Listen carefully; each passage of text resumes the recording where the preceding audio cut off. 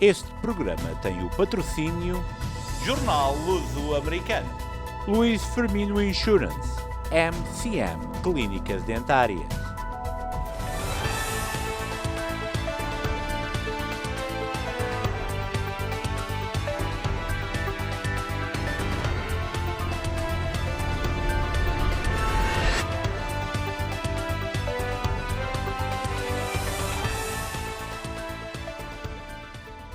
Boa noite, o meu nome é Luciano Antunes. E o meu é Angélica Pinto. Bem-vindos ao Luso-Americano Magazine. Esta será mais uma edição deste magazine que vai para o ar todos os sábados a partir das 18 horas. Aqui terá acesso a toda a informação pertinente para as nossas comunidades, para a nossa gente, a nossa atualidade. Tudo concebido especialmente para si. A partir deste momento pode seguir a nossa transmissão em direto nas múltiplas plataformas sociais, quer da WNN, quer do Luso-Americano, como o YouTube, o Facebook e o Instagram.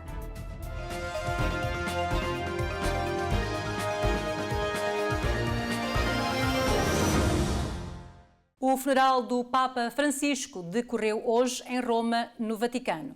Milhares de pessoas em todo o mundo prestaram, assim, a última homenagem ao Sumo Pontífice. Riqui Durães acompanhou os acontecimentos.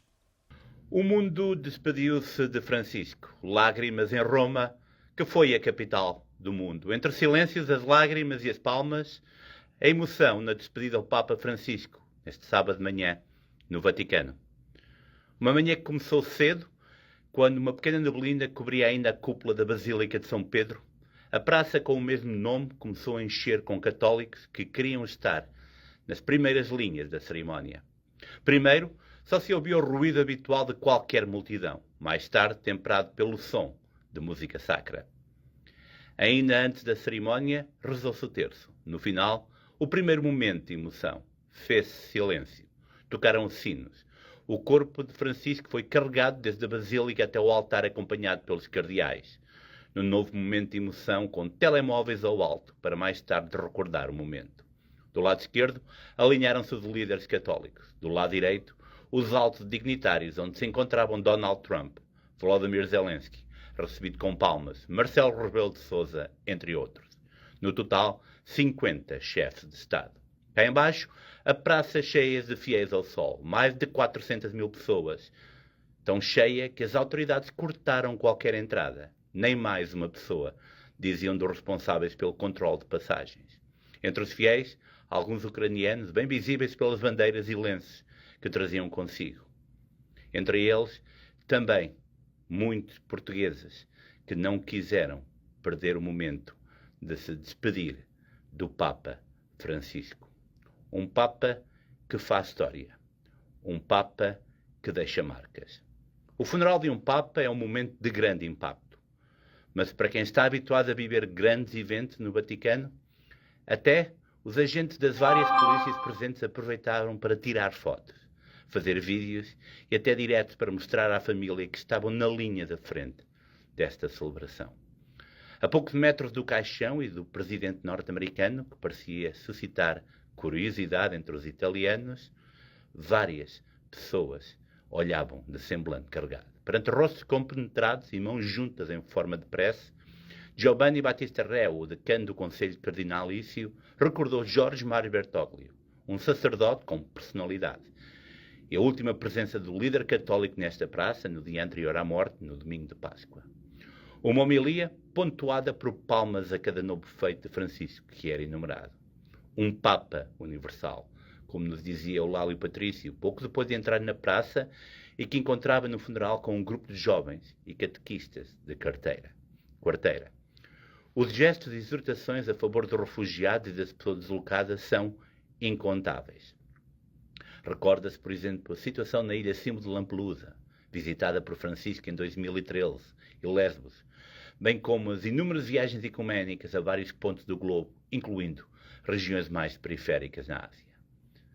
Palavras preferidas perante Trump e Meloni, que as poderão ter entendido como um verdadeiro recado. No final, novo momento de emoção quando o corpo de Francisco era retirado do altar para regressar à Basílica. já com muitos assistentes a saírem da praça, talvez para tentarem ter um vislumbre do cortejo fúnebre que seguiu para Santa Maria Maior, do outro lado de Roma, onde Francisco foi colocado no túmulo, numa cerimónia privada. Os que ficaram para trás, na praça, puderam acompanhar pelos ecrãs a última viagem do argentino, pela capital italiana. Fecha-se um círculo. Francisco foi hoje enterrar. Agora começam todos os trânsmites para saber quem será o seu sucessor. A verdade, porém, é que o mundo hoje chorou naquela que foi a capital do mundo, Roma, um grande líder. Ricky Durães, WNN, Luso Americano TV.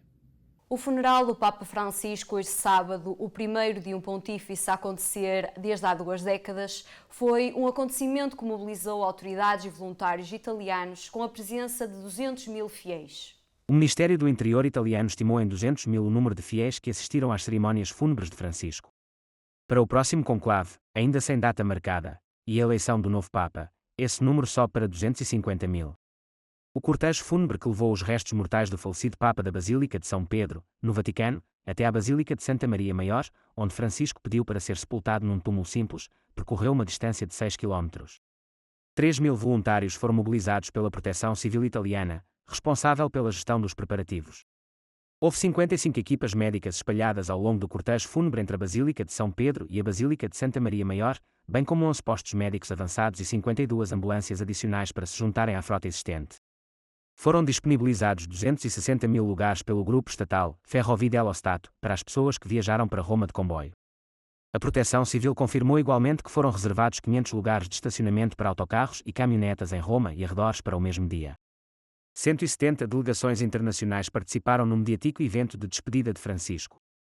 O consultor da Congregação dos Bispos, Eduardo Baura, considerou que as congregações gerais funcionam como uma espécie de pré-conclave para que os cardeais se conheçam e definam o perfil do futuro Papa a eleger depois a portas fechadas. Nas congregações gerais, há quase um pré-conclave para definir o perfil do futuro Papa, afirmou Eduardo Baura, que é professor de Direito Canónico na Pontifícia Universidade de Santa Cruz, em Roma, que pertence ao Opus Dei. O sacerdote referia-se às reuniões diárias dos cardeais para decidir o funcionamento cotidiano da Santa Sé, que servem muitas vezes para se conhecerem e perceberem até porque Francisco nomeou muitos nomes de fora de Itália e da Cúria Romana. Vários analistas apontam o discurso do então Jorge Bergoglio sobre a necessidade de modernização da Igreja numa das congregações gerais após a renúncia de Bento XVI como a principal razão para a sua escolha pelo colégio cardinalício de então. O que está previsto é que estas congregações sirvam para resolver os problemas imediatos que surjam, concretamente para marcar a data do funeral, para marcar a data do início do conclave e outras questões que possam surgir. Mas também têm de discutir o estado geral da Igreja, os problemas da evangelização no mundo contemporâneo e quais são os desafios que têm de ser enfrentados. Explicou Eduardo Baura. E por isso, naturalmente, ao falar destas questões, já se está a traçar, de alguma forma, o perfil do novo Papa, reconheceu o docente. Os média falam em vários papabili e os canonistas referem uma lista de 2 dezenas de nomes, com cada meio a destacar alguma virtude que poderá ser decisiva na escolha dos pares, seja por ser mais progressista ou mais conservador, ou por vir de uma zona geográfica que, automaticamente, assegura mais votos. A Polícia Federal dos Estados Unidos prendeu uma juíza por obstruir uma operação que visava a prisão de um imigrante, anunciou esta sexta-feira o diretor do FBI, Kash Patel. Acreditamos que a juíza Duggan desviou intencionalmente os agentes do FBI do indivíduo que ia ser preso no seu tribunal, permitindo que o indivíduo, um imigrante ilegal, escapasse da prisão. No estado do Wisconsin, no norte do país, disse Kash Patel na rede social X, antes da sua publicação ser removida da plataforma. Patel identificou o suspeito como Eduardo Flores Ruiz, e disse que a ação de Duggan permitiram que Ruiz escapasse da prisão. A prisão marca uma escalada na luta do governo Trump com o Poder Judicial norte-americano sobre as políticas abrangentes de imigração da Casa Branca. O Departamento de Justiça já tinha sinalizado anteriormente que iria reprimir as autoridades locais que impedissem os esforços federais de fiscalização da imigração. O presidente norte-americano Donald Trump defendeu esta sexta-feira que a península ucraniana da Crimeia ficará com a Rússia, prosseguindo a narrativa de Washington de que Kiev deverá preparar-se para ceder território no acordo de paz com a Rússia. Numa entrevista à revista Time, realizada na terça-feira e hoje divulgada, o líder norte-americano afirmou que o homólogo ucraniano, Volodymyr Zelensky, compreende isto e justificou os seus argumentos com a prolongada presença russa no território. A Crimeia é uma península estratégica ao longo do Mar Negro, no sul da Ucrânia, tomada pela Rússia em 2014, quando o presidente norte-americano Barack Obama estava em funções, 8 anos antes da invasão russa em grande escala, em fevereiro de 2022. Luigi Mangione, o homem acusado de matar o presidente executivo da seguradora United Healthcare, Brian Thompson, declarou-se esta sexta-feira inocente em tribunal em Nova York, enquanto a acusação manifestou a intenção de pedir a pena de morte. Mangione, de 26 anos, enfrenta acusações separadas de homicídio a nível federal e estadual pelo assassinato de Brian Thompson, um homicídio que se tornou mediático por muitos norte-americanos manifestarem o seu desagrado com as empresas de seguros de saúde. As acusações federais incluem homicídio por uso de arma de fogo, o que implica a possibilidade de pena de morte, enquanto as acusações estaduais têm pena máxima de prisão perpétua. O ex-deputado Jorge Santos foi condenado na sexta-feira a 87 meses de prisão por roubo de identidade agravado e fraude eletrónica decorrentes de atividades fraudulentas durante a sua campanha de meio de mandato de 2022. O juiz determinou que ele deverá entregar-se às autoridades até 25 de julho. Santos chorou na sala de audiências na sexta-feira e disse que traiu a confiança confiada em mim ao dar uma breve declaração ao juiz. Não posso reescrever o passado, mas posso controlar o caminho à minha frente. Tentei o meu melhor, disse Santos. A comissária do Departamento do Trabalho do Estado de Nova York, Roberta Riordan, manifestou-se contra Santos em relação a fundos da Segurança Social indevidamente tirados pelo republicano durante a Covid-19 na sentença, dizendo que ele tinha desrespeito insensível pelos nova-iorquinos e seus crimes não foram sem vítimas. A juíza distrital Joana Seibert também disse que recebeu uma carta de alguém no antigo distrito de Santos que estava indignado com a fraude que ele cometeu no público votante. A defesa de Santos pediu a pena mínima de 2 anos, dizendo em tribunal que Santos é um homem gay de 36 anos vindo de uma família com problemas e construiu um ego que mostrou ao mundo. Os promotores descreveram como ele roubou dinheiro, roubou identidades e gastou dinheiro em férias e roupas de marca nas alegações sobre a razão porque o ex-deputado merecia a sentença completa de 87 meses.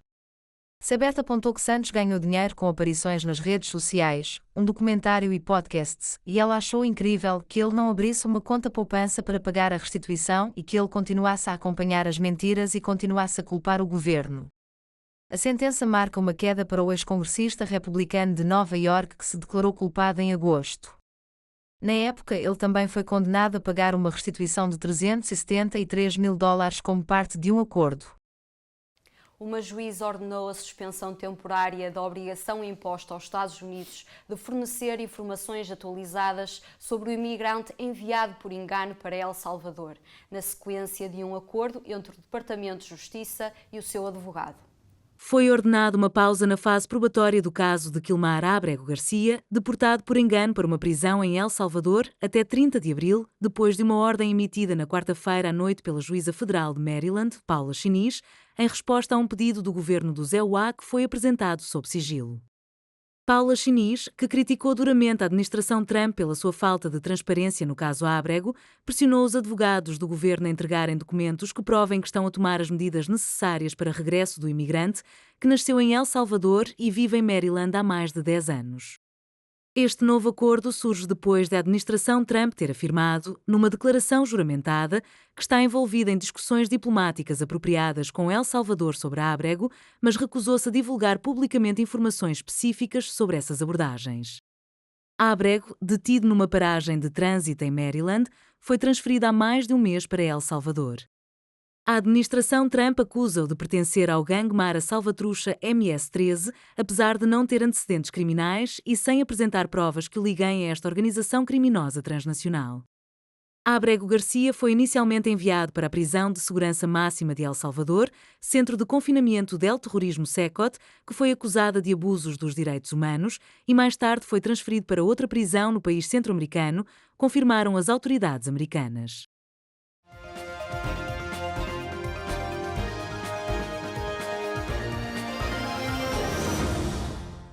A grande abertura da WNN Luso-Americano TV foi há uma semana, mas continuamos a receber um feedback encorajador e por isso revemos hoje um momento que por certo marcará a nossa e a sua história.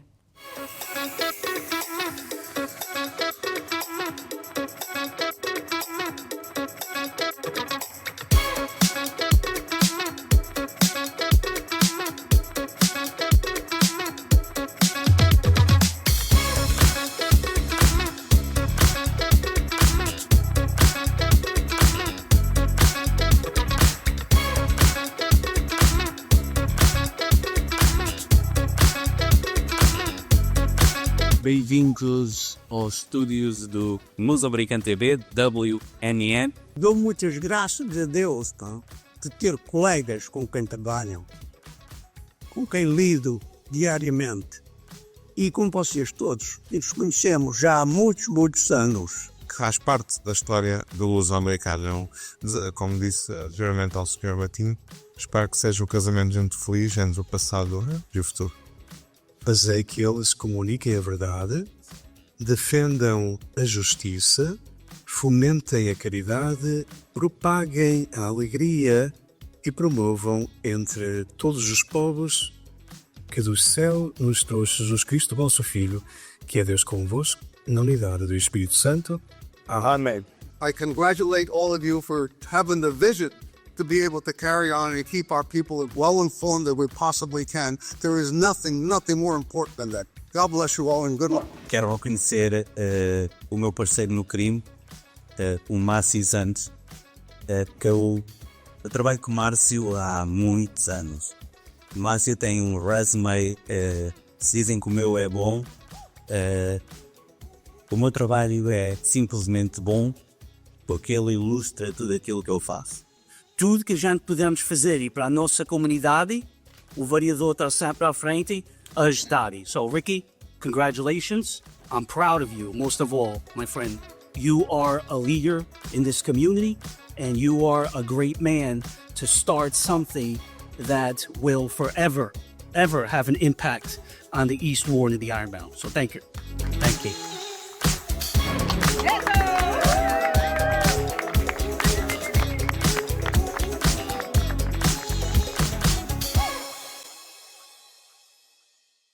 O mosaico cultural em Newark é único e, numa iniciativa do vereador Michael Silva, 5 emblemáticos negócios e respectivos empresários foram reconhecidos na cidade de Newark.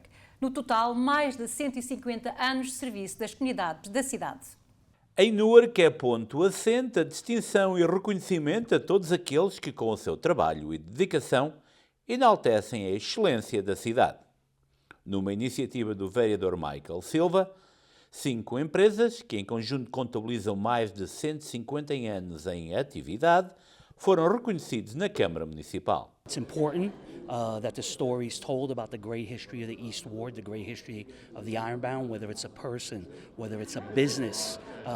The businesses here today, 40, 50 years of commitment and dedication to the Ironbound, to the East Ward, to the city of Newark. How many people did they employ? How many people's lives did they change? And those stories have to be told. The legacy of these businesses, of these people, have to be told. And they're told in giving out these resolutions to them. And I think it's a great day for anybody who's ever lived. O reconhecimento foi recebido de forma bastante emotiva pelos homenageados, que referiram o orgulho de, como imigrantes, terem atingido um objetivo e contribuído para que outros também possam obter essa mesma missão. E há muita história, a Iberia tem muita história. Casamos muita gente, os pais, os filhos, os netos, e em 50 anos deu-se muita coisa.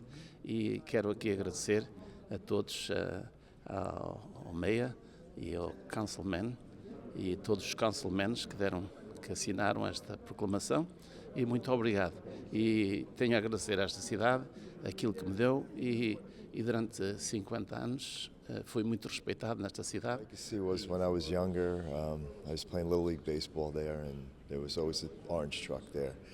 And I was always happy after practice or game to get a hot dog from there. And I just can't believe that, later on in life that I would be owning it for 31 years. Sinto muito contente, orgulhoso de estar aqui a representar a companhia, o Wilson Aeropartes, porque são 40 anos que a gente está ali e estamos a tentar representar o melhor na nossa cidade, dar o melhor serviço aos nossos clientes e fazermos tudo melhor pela cidade.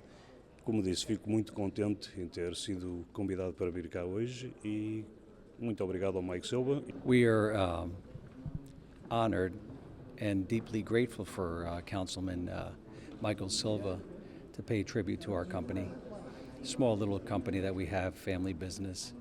And not only are we honored, but we are humbled as well. We want to be in the city, we want to be in Newark, we want to be in the city of Newark. We think things are changing, it's very dynamic, and I think it's only getting better, it's improving, and with the help of the mayor and of course the councilman Michael Silva, it's only getting better and better every day.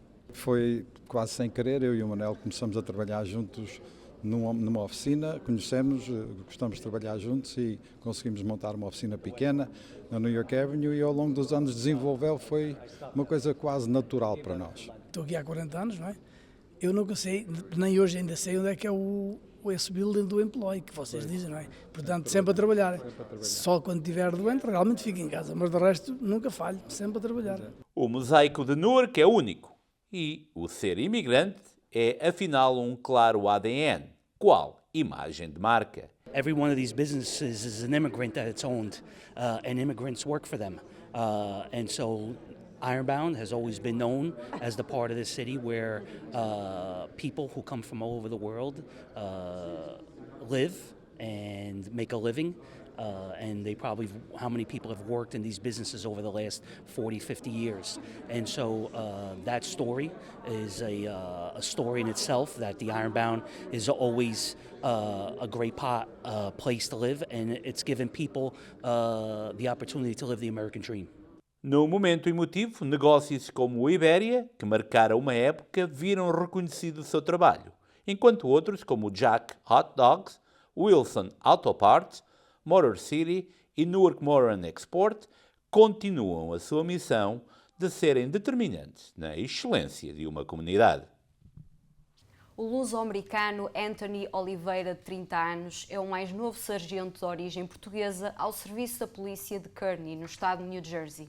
Esta força de segurança do condado de Hudson tem cerca de 100 de agentes, dos quais 10% são luso-descendentes. A cerimónia de elevação do sargento Anthony Oliveira decorreu recentemente na sala do Conselho Municipal de Kearney, com a presença da Mayor Carol Jean Doyle e vários vereadores, incluindo os luso-americanos Maritino de Castro, José Rodrigues e Fred Esteves.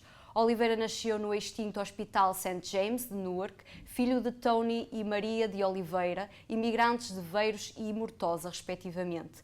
Cresceu em Kearney e ali fez o liceu, transitando depois para a Rowan University, onde seguiu gestão de empresas e criminologia.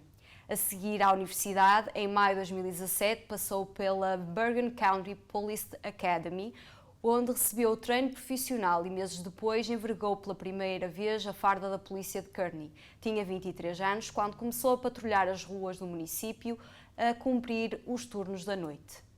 O Mayor Chris Bolwich, os comissários do Condado de Union e a Groundwork Elizabeth organizaram na passada quarta-feira as celebrações do Dia da Terra na cidade do Condado de Union. As celebrações decorreram no Centro de Educação e Natureza ao Ar Livre do Parque Phil Rizzuto. A celebração do Dia da Terra inclui atividades para participantes de todas as idades, incluindo plantações de árvores, jogos, comida e outras atividades bastante participadas. A importância deste evento foi realçada pelos organizadores, que referiram a temática climática como preocupante e que não deve ser descurada. Dom Cristiano Barbosa, bispo auxiliar da Arquidiocese de Boston, nascido no Brasil, foi reconhecido com o Prémio MAPS 2025 Pessoa do Ano pela Massachusetts Alliance of Portuguese Speakers, MAPS, no passado dia 12 de abril. O bispo destacou a herança dos Estados Unidos como uma nação de imigrantes. Falando perante uma plateia de mais de 420 pessoas que encheu o salão de Boston Marriott Cambridge Hotel, o bispo frisou a importância mais do que nunca que instituições como a MAPS reafirmem a sua missão. As pessoas perguntam-me a toda a hora: o que é que vamos fazer? O que devemos fazer em relação à comunidade de imigrantes quando sabemos o quão desafiadora a situação tem sido? E eu digo: não parem. Continuem o belo trabalho que estamos a fazer, não vamos parar, salientou Dom Barbosa. Ao atribuir-lhe o prémio Pessoa do Ano, a MAPS quis reconhecer a sua nomeação em dezembro de 2023 pelo Papa Francisco como novo bispo auxiliar da Arquidiocese de Boston, um grande motivo de orgulho para a comunidade de língua portuguesa de Massachusetts e além. A MAPS angariou mais de $230 mil durante a gala para apoiar os seus programas sociais e de saúde. A segunda edição anual da Semana do Vinho Português de Los Angeles, no estado da Califórnia, vai decorrer de 7 a 14 de junho, revelou ao jornal luso-americano a sua promotora Sandra Gomes Rocha, fundadora e proprietária da Diniz Cellars. Natural de Newark, Rocha mudou-se para a costa do Pacífico, onde em 2018 abriu a sua companhia de importação de vinhos, apostando em trazer para o mercado americano as marcas lusas menos conhecidas. Esta iniciativa coincide com o mês da herança portuguesa e conta este ano com produtores das maiores regiões demarcadas de Portugal, do Douro ao Dão, passando pelo Alentejo e Vinho Verde. A Semana de Vinhos Português levará ainda a Los Angeles a fadista Mariana Arroja, que apresentará o seu novo álbum O Meu Nome é Ninguém. Para saber mais sobre o evento, visite o seu website portuguesewineweek.com.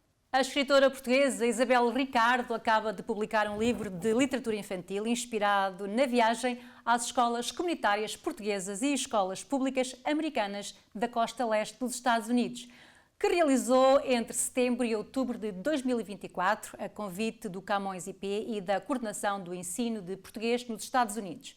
A obra intitula-se O Esquilo que Amava Livros, The Squirrel Who Loved Books, e a autora descreve-a como um livro muito divertido, mas também educativo. O diretor da Tupper Portugal para as Américas, Carlos Antunes, em entrevista exclusiva à WNN Luso-Americano TV, apresentou as novas rotas da empresa nos Estados Unidos e também uma nova campanha promocional.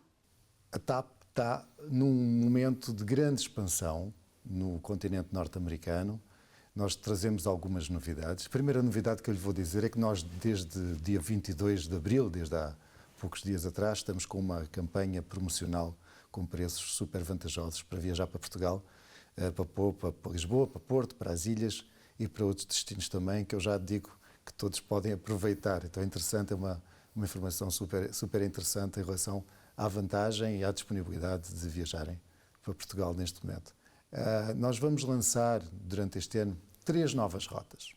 Além das 7 cidades que nós já temos no continente norte-americano, aqui nos Estados Unidos, mais as 2 no Canadá, nós vamos lançar 3 novas rotas. Nós vamos lançar um voo direto Los Angeles-Lisboa, isto no mês de maio, no dia 16 de maio. No dia 14 de maio nós vamos lançar uma conexão direta também de Boston para o Porto. Em Boston nós já temos voos para Lisboa e estamos inaugurando 4 vezes por semana para o Porto. E depois em junho vamos lançar também uma rota inédita, que é o São Francisco, terceira Lisboa, ou seja, uma vez por semana. Os nossos voos que fazem hoje 6 vezes por semana São Francisco-Lisboa, um deles vai fazer uma escala com o destino na terceira, e isso traz uma grande conveniência para os nossos passageiros, para o nosso público nos Estados Unidos. É importante dizer que nós hoje vamos passar a ter um número de voos por semana que nunca foi alcançado nos Estados Unidos e aqui no continente norte-americano. Nós vamos passar a ter 101 voos por semana, a ligar Portugal e o continente norte-americano, e isso a partir de todas as cidades onde nós já realizamos as nossas operações. No ano passado nós transportámos 1.400.000 passageiros, que também é uma marca inédita para a TAP entre o continente norte-americano e Portugal, e muitos desses passageiros ficam em Portugal. Outros têm destino além de Portugal, por uma rede de mais de 50 destinos que nós temos no resto da Europa e na África, no norte da África, e utilizam um programa que nós lançámos com muito sucesso, que é o Portugal Stopover, nosso programa de stopover, que permite aos passageiros ficarem até 10 dias em Portugal, com uma rede de benefícios para quem está ao abrigo desse programa, inclusive também descontos nas passagens domésticas para que durante 10 dias possam visitar não apenas Lisboa, não apenas o Porto, mas possam passear, possam ir até Algarve, possam visitar as ilhas. Então é um momento muito, muito importante para toda a equipe da TAP, que está aqui localizada nesta região do mundo. Temos uma equipe dedicada ao atendimento dos agentes de viagem, uma equipe dedicada ao atendimento dos nossos passageiros nos aeroportos. Então ficamos muito felizes por este novo momento da TAP de crescimento significativo aqui no continente norte-americano. O concurso que irá atribuir o galardão de O Melhor Pão de Portugal, promovido pelo Museu do Pão e a ACIP, a Associação do Comércio e da Indústria de Panificação, Pastelaria e Similares, aceita candidaturas até dia 2 de maio e está aberto à diáspora e a imigrantes portugueses dos Estados Unidos. De acordo com os regulamentos da iniciativa, podem concorrer todos os fabricantes de pão nas categorias de trigo, broa, centeio, sementes e inovação. O evento foi apresentado oficialmente esta semana no restaurante Fetish School Kitchen, na Covilhã, pela mão do chefe Hélio Loureiro. Os jurados irão avaliar critérios tão diversos como o sabor, uniformidade, cor e brilho, textura, aroma, mastigação e o aspecto geral do pão.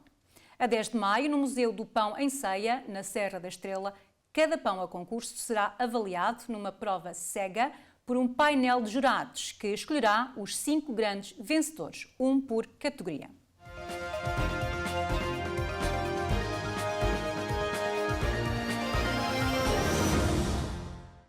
O secretário regional dos Assuntos Parlamentares e Comunidades, Paulo Estevão, declarou que a Rede Internacional de Organizações do Serviço Social dos Açores e da Diáspora, cujo protocolo de Constituição foi assinado dia 14 de abril por cerca de 2 dezenas de entidades, representa um momento histórico para os Açores e as suas comunidades. Estamos a enfrentar uma situação sem precedentes. Os últimos números do governo português são que o país tem 1,5 milhão de imigrantes. Trata-se de um crescimento muito significativo. Um país de imigrantes transformou-se num país que acolhe. Ao mesmo tempo, continuamos a ter uma população imigrante muito significativa. É uma conjuntura única, declarou o governante, falando em Ponta Delgada, na sessão de encerramento de um seminário internacional dedicado à constituição da rede. A Rede Internacional de Organizações de Serviço Social dos Açores congrega associações e outras organizações que desenvolvem atividades de índole social junto das comunidades açorianas nos Estados Unidos da América, no Canadá e Bermuda, e na qual a Direção Regional das Comunidades assume o papel de promotor e coordenação. 2 agentes da Polícia de Segurança Pública ficaram feridos na sequência de confrontos com manifestantes de extrema-direita no Largo de São Domingos, em Lisboa, esta sexta-feira. Na mesma ocasião, 3 homens foram detidos e 4 pessoas identificadas. Em declarações aos jornalistas, Yuri Rodrigues, comandante da 1ª Divisão do Comando Metropolitano de Lisboa da PSP, adiantou que 2 polícias sofreram ferimentos ligeiros, mas tiveram que receber tratamento hospitalar por algumas escoriações. Segundo o responsável, as agressões ocorreram após a detenção do presidente do ERGT, Rui Fonseca e Castro, que foi detido por um crime de desobediência. Outro detido foi o líder do movimento 1143, Mário Machado, por estar envolvido numa desordem entre apoiantes dos grupos de extrema-direita e manifestantes antifascistas e ter ameaçado e tentado coagir uma jornalista. Depois dos confrontos, que culminaram com a detenção de Mário Machado, cerca de meia centena de elementos da PSP formaram um cordão de segurança separando os grupos antagónicos. Os apoiantes de movimentos de extrema-direita ficaram junto ao Largo de São Domingos, enquanto os manifestantes antifascistas, inclusive os elementos que vinham do desfile da Avenida da Liberdade, ficaram do lado da Praça do Rossio.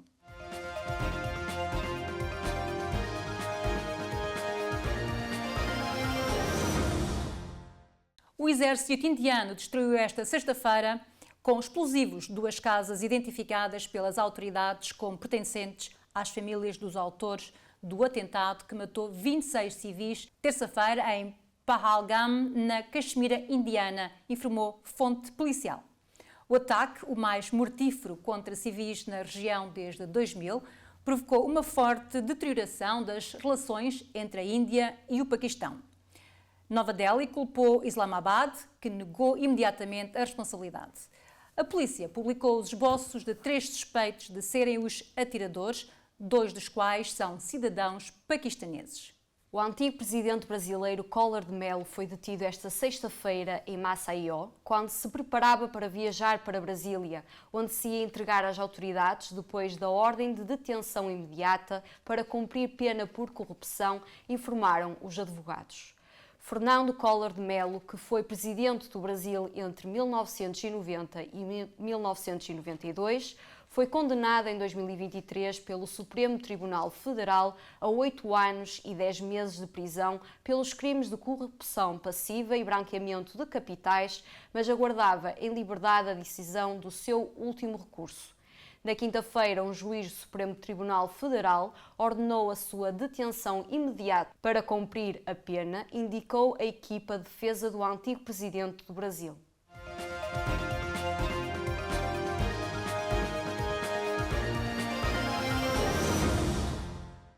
Hoje, na tribuna jurídica, o nosso advogado residente, Nelson Terezo, tem respostas a perguntas dos nossos telespectadores que desejam comprar imóveis em Portugal, mas não são portugueses, mesmo sendo luso-descendentes. E a pergunta seria, afinal, qual os melhores passos a seguir se quer investir em Portugal? Ora viva, seja bem-vindo a mais uma tribuna jurídica. Antes de começar com o esclarecimento que foi pedido por um dos nossos telespectadores, gostaria de saudar, de felicitar, de parabenizar a WNNN, Luso-Americano TV, por ter inaugurado as suas magníficas instalações há poucos dias em Newark. Faço parte da equipa e, portanto, para mim é um regozijo enorme saber que a nossa WNN, Luso-Americano TV, já tem umas instalações dignas para a prossecução do seu trabalho, para o desenvolvimento deste projeto que é único, que é muito nobre e que vai beneficiar em muito as nossas comunidades portuguesas nos Estados Unidos da América. E não só. Ora bem, a pergunta que me foi colocada esta semana tem a ver com filhos de luso-americanos que ainda não são cidadãos portugueses, portanto ainda não obtiveram a nacionalidade portuguesa e que, nessa medida, pretendem fazer investimentos em Portugal. E perguntam se devem primeiro obter a nacionalidade portuguesa para fazer esse investimento ou se podem já avançar, desde já, com esse investimento. É uma questão muito subjetiva, porque depende da vontade das próprias pessoas. O que é que eu quero dizer com isto? Nada impede a um cidadão americano de ascendência portuguesa, da origem portuguesa, investir em Portugal. Pode perfeitamente fazê-lo, desde que tenha o número de identificação fiscal, ou seja, o número de contribuinte português.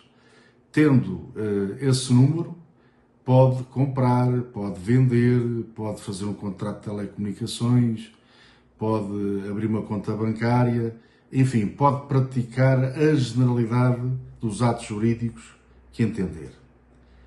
Agora, em termos fiscais, uma coisa é ser português, outra coisa é ser americano, mas também tem a ver com a residência fiscal de cada um. Se um americano e não sendo português, mas tem residência em Portugal, tem, portanto, uma tributação diferente. Se um português que tiver domicílio fiscal nos Estados Unidos fica equiparado aos portugueses que estão em Portugal. Portanto, há aqui benefícios fiscais que podem ser retirados. Todavia, se o fator naturalização é aquele que a pessoa tem como decisivo e que está dependente, ou seja, que o investimento está dependente da obtenção da nacionalidade portuguesa, não é um impedimento, não é uma questão que possa, de facto, impedir a realização, a celebração do negócio de investimento. Espero ter sido suficientemente esclarecedor e até à próxima edição da Tribuna Jurídica.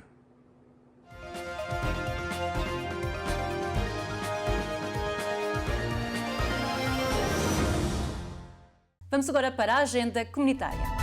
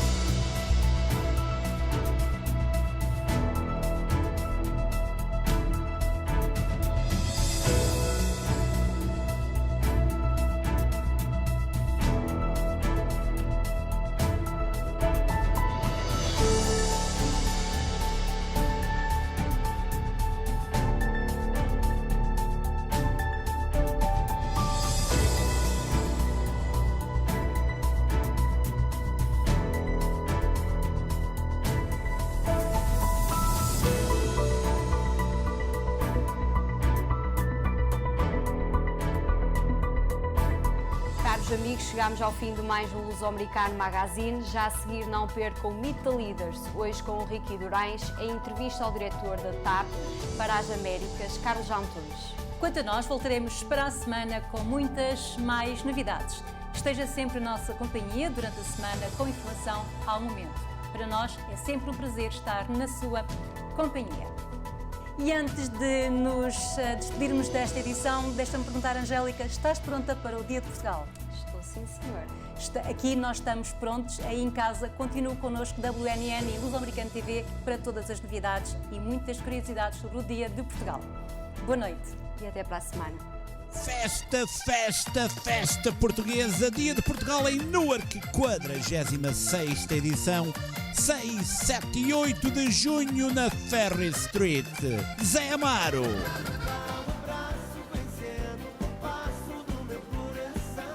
João Medeiros.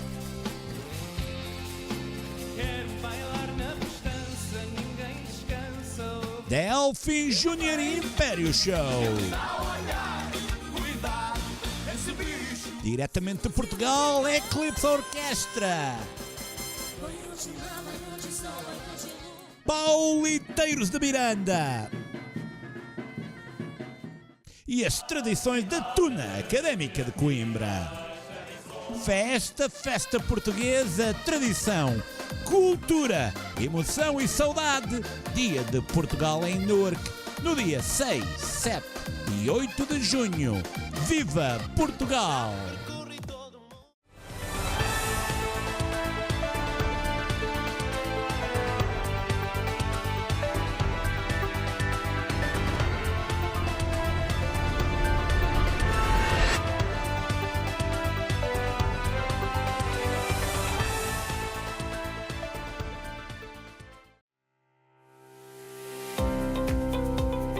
Firmino Insurance.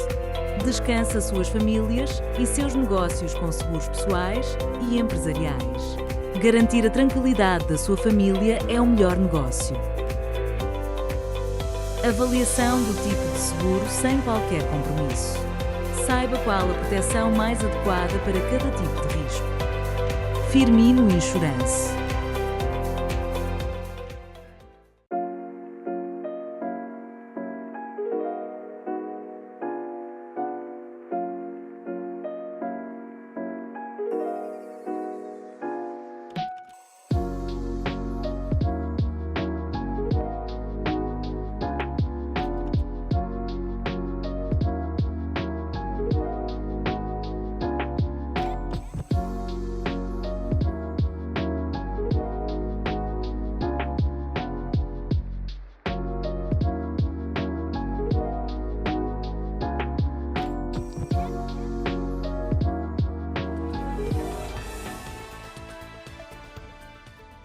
Boa noite, o meu nome é Luciano Antunes.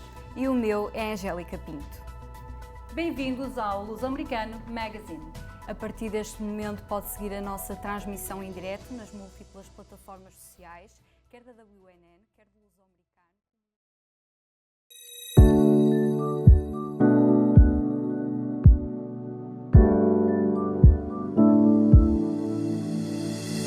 Estamos situados no centro de Braga, mesmo perto da central de caminhonagem. Temos uma equipa multidisciplinar, trabalhamos todas as especialidades clínicas dentro da medicina dentária. O nosso principal foco é a qualidade, por isso é que apostamos em médicos com bastante experiência. Nós temos facilidades de pagamento, portanto somos uma clínica acessível a todas as bolsas.